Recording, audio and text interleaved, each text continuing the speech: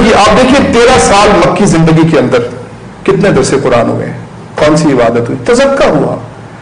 اور رسول مکرم صلی اللہ علیہ وسلم کی پہلی ٹیم 313 کی صورت میں غزوہ بدر میں آئی، اور وہ تزکیہ کا حالت تھی، ٹوٹی ہوئی تلواریں تھی، کپڑے پر پیون تھے، اور انہوں نے 2 سپر پاورز کو گرا دیا. اور یہ ایلیمنٹ اور یہ کمپوننٹ از مسنگ.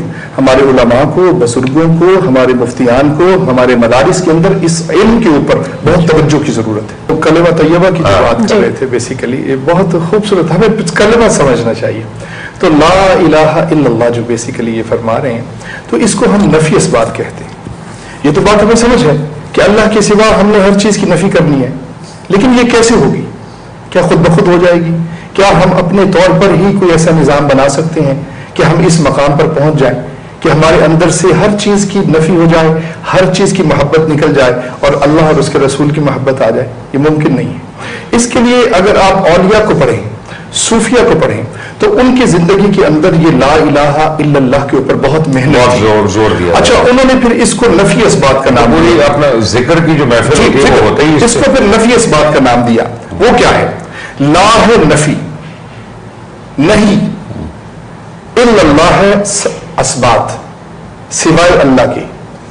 لا معبود الا اللہ، کوئی معبود نہیں، یہ کیا ہے؟ نفی.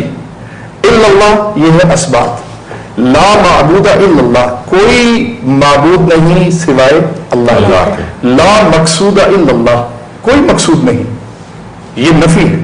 الا اللہ سوائے اللہ کے، یہ اسبات ہے. لا مسجود الا اللہ، کوئی سجدے کے لائق نہیں الا اللہ سوائے اللہ کے. لا مطلوب الا اللہ، یہ کلمات ہیں جس کو نفی اسبات کہتے ہیں، اور اس کے اوپر بزرگوں نے بہت محنت کی ہے. بالخصوص آپ سلطان باہو صاحب کا کلام سنتے ہیں کہ نفی اسبات دا پانی ملیا، اس کی گہرائی میں جانے کی ضرورت ہے. تو یہ نفی اسبات کو سمجھنا، اور اس کے لیے ایک اچھی سی دعا، ایک بہترین دعا آپ بھی یاد کریں، اور یہ میں کہتا ہوں اس دعا میں اتنی طاقت ہے کہ آپ حیران ہو جائیں گے. اور وہ دعا کیا ہے؟ الہی انت مقصودی. میں جب اکیلے بیٹھ کر دعا کرتا ہوں اسی صیغہ واحد میں، اگر میں سب مل کے لیے دعا کرتے ہیں مسجد میں تو الہی انت مقصودنا، تو میں اپنے انفرادی دعا بتا دیتا ہوں، آپ ان کے لفظ سنیں. الہی انت مقصودی، کہ اللہ تو میرا مقصود ہے. اللہ کے ساتھ تعلق دیکھیں. ورضاک مطلوبی، اور میرا جو رضا ہے وہ میرا مطلوب ہے، وہ تیری رضا ہے. اللہ مقصود اور مطلوب بتا. دیکھیں مقصد سکول نہیں ہے، علم ہے. مقصد کوئی مولانا، کوئی پیر، کوئی استاد نہیں، علم ہے. مقصود و مطلوب کو جب تک نہیں سمجھیں گے ہم آگے نہیں چل سکے. الہی انت مقصودی ورضاک مطلوبی آتنی محبت ذاتک و معرفت صفاتک. کمپلیٹ دعا ہے کہ یا اللہ میرا مقصود تو ہے اور تیری رضا میرا مطلوب ہے، اور کچھ نہیں ہے. کیا بات. اور مجھے کیا چاہیے؟ طلب کیا ہے؟ آتنی محبت ذاتکا، مجھے محبت عطا فرما اپنی ذات کی، ومعرفت صفاتک، اور معرفت صفات کی.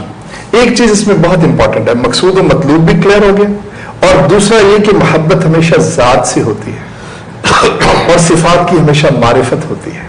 اس کے اوپر کبھی انشاءاللہ معرفت، ذات، محبت، کلمہ طیبہ، نفی اسبات، ساری چیزیں کیا ہیں.